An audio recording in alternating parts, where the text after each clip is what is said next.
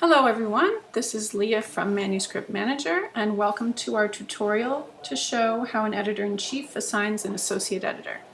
Today I am editor-in-chief Carla Ida Roberts.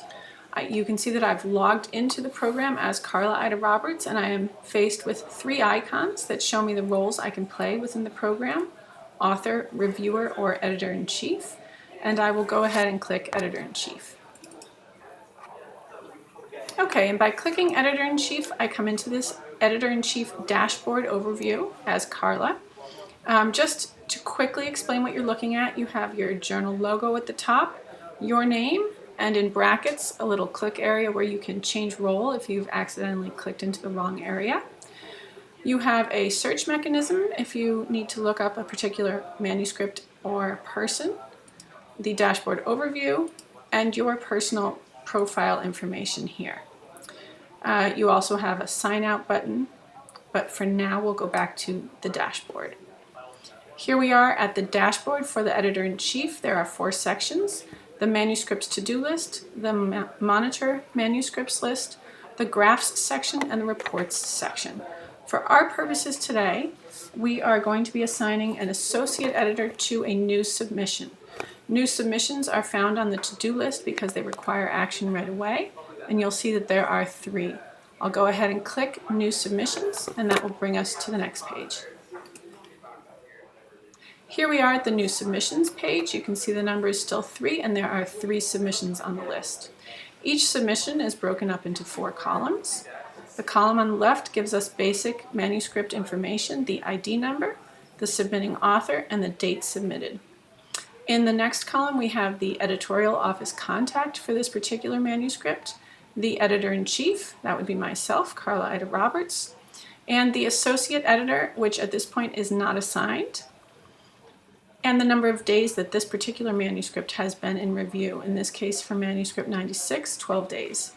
The following column has a quick status saying with the editor, and the right-hand side has a button that allows you to view the details of each of the manuscripts on this list. For our purposes today, I've set up the demo with manuscript number 117, so I will click to view the details of manuscript 117. Okay, and by clicking the View Details button, we're brought into another page. You can see where Details is lit up at a tab on the top of the page.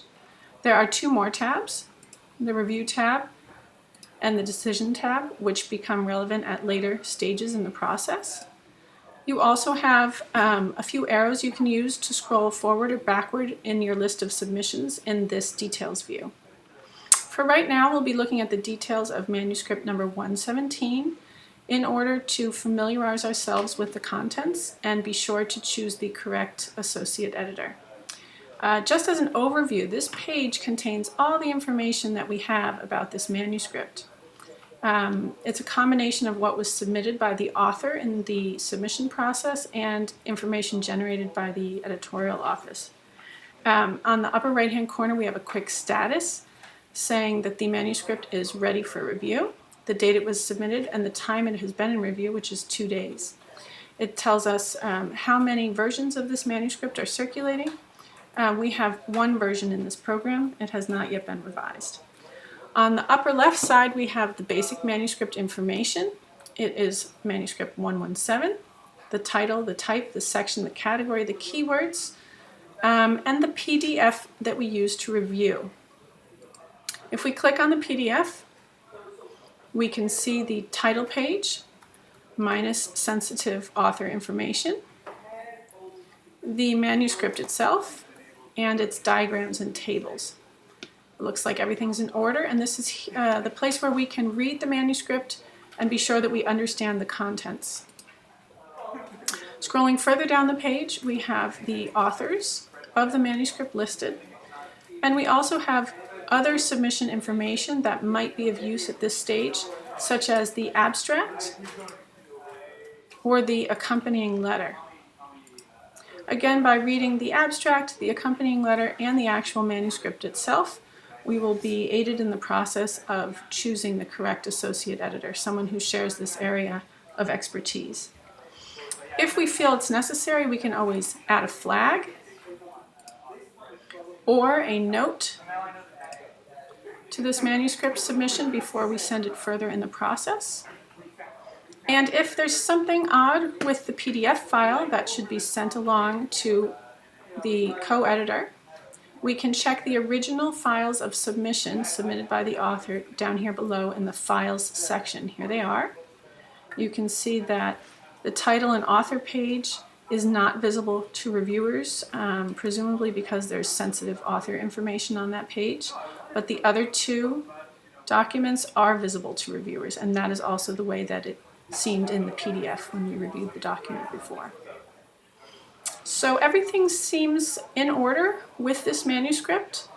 I've now read the abstract, the accompanying letter, and read the manuscript itself, and I feel I'm ready to continue in the process and assign an associate editor. I click continue, and you can see we've moved from the details tab to the review tab. We're now on the page where we're ready to assign an associate editor.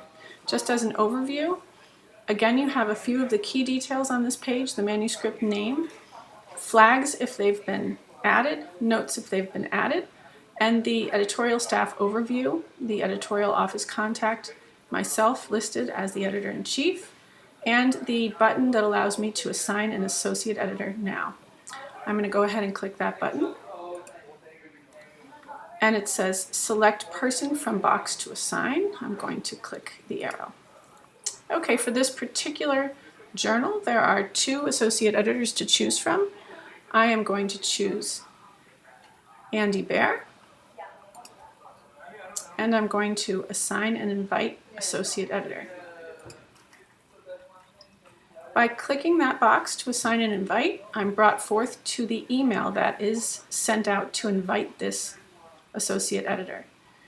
You can see it says to Andy Bear, his email address, the title of the email, and then the automatically generated message. Of course, you can always come into this message and personalize, Dear Andy, if you know the person personally, or we can leave it as Dear Dr.